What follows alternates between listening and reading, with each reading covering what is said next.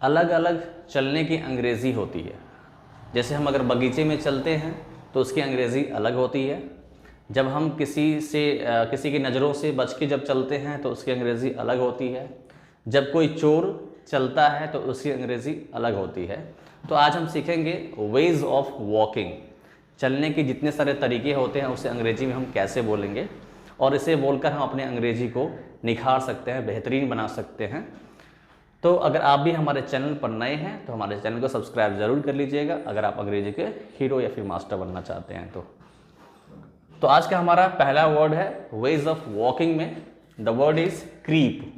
Creep का मतलब होता है जब हम किसी की नज़रों से बचने के लिए जब हम चलते हैं तो उसे हम क्रीप कहते हैं, है ना। For example, he was trying to creep away but I saw him.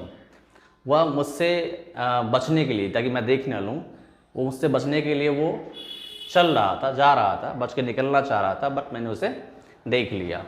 यहाँ एग्जाम्पल है, I could hear someone creeping down the stairs, है ना।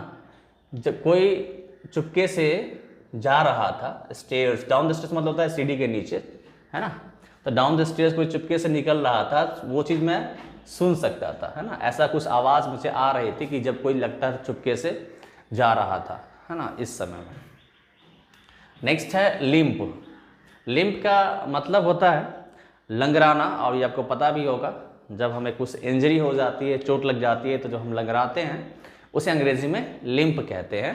फॉर एग्जाम्पल यहाँ देखिए, one player limped off the ground with twisted ankle. एक player लंगराते हुए ground से बाहर चले गए। क्यों चले गए? क्योंकि उनके एंकल में मोच आ गई थी, है ना, with twisted ankle. The next word है हमारा है पेश। पेश का मतलब होता है जब हम एक ही जगह पर आगे पीछे वॉक करते हैं, घूमते हैं, और स्पेशली कब, जब हम गुस्सा होते हैं या फिर हम नर्वसनेस होते हैं। हम जब नर्वस होते हैं तो उस नर्वसनेस में हम एक ही जगह पर आगे पीछे वॉक करते हैं, या गुस्सा में आगे पीछे वॉक करते हैं, तो उसे अंग्रेजी में हम पेस कहते हैं, ठीक है। जैसे I found him in the corridor pacing up and down.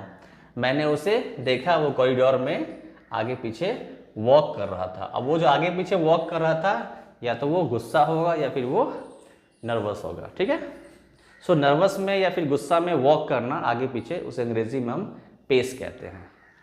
The next word है ploughed.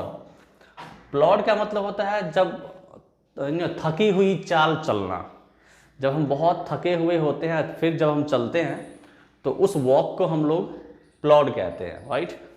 For example, they plodded home through the rain.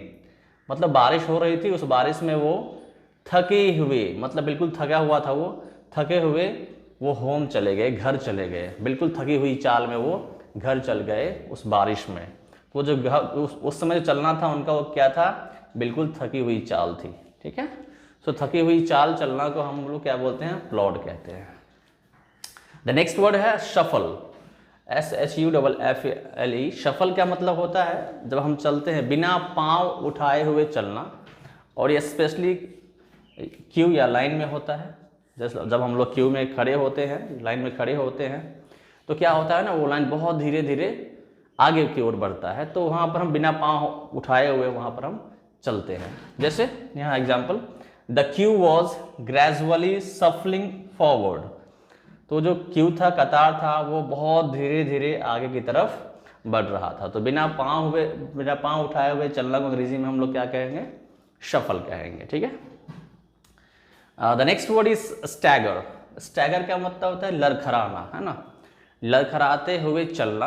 और स्पेशली वो तब होता है जब आप ड्रिंक किए हुए हो, है ना, जब आप ड्रंक हो, या फिर आपके पास बहुत वीकनेस हो, कमजोरियाँ हो, है ना, तो वहाँ पर आप स्टैगर का यूज़ कर सकते हैं। Like they staggered out of the pub completely drunk, है ना, मतलब वे लोग बिल्कुल पिए हुए थे पूरी तरह से, और जब वो पब से बाहर निकले तो बिल्कुल लड़खड़ाते हुए निकले। So they staggered out of the pub completely drunk. So stagger means लड़खड़ाना, ठीक है। हम लड़खड़ाते दो सेंस में, या तो हम पिए हुए रहते हैं या फिर हमारे पास वीकनेस होता है, कमजोरी होती है। नेक्स्ट है स्ट्रॉल। स्ट्रॉल का मतलब होता है चहलकदमी करना, और चहलकदमी हम तब करते हैं जब हम हैंग आउट करते हैं या फिर हम नई जगह पर विजिट करते हैं तो वहाँ पर हम स्ट्रॉल करते हैं, चहलकदमी करते हैं, उस वेदर को एंजॉय करते हैं, है ना, उस जगह को हम एंजॉय करते हैं, देखते हैं, आनंद लेते हैं, तो वहाँ पर हम स्ट्रॉल यूज़ करते हैं, चहलकदमी करना। जैसे एग्जाम्पल में है families were strolling in the park, जो फैमिली थे वो पार्क में चहलकदमी कर रहे थे, ठीक है ना। द नेक्स्ट वर्ड हमारा है स्टॉम्प, STOMP। स्टॉम्प का मतलब होता है पाँव पटक कर चलना। आपने बहुत बार देखा होगा, आप अपने घर में भी देखे होंगे कि जब लोग गुस्सा होते हैं तो पाँव पटक कर बाहर चले जाते हैं। गुस्सा में जब गुस्से होते हैं लोग तो पाँव पटक कर बाहर जाते हैं। तो स्टॉम्प का मतलब होता है पाँव पटक कर चलना। जैसे एग्जाम्पल में सी स्टॉम्प्ड आउट ऑफ द डोर, मतलब वह पाँव पटकते हुए रूम के बाहर चली गई।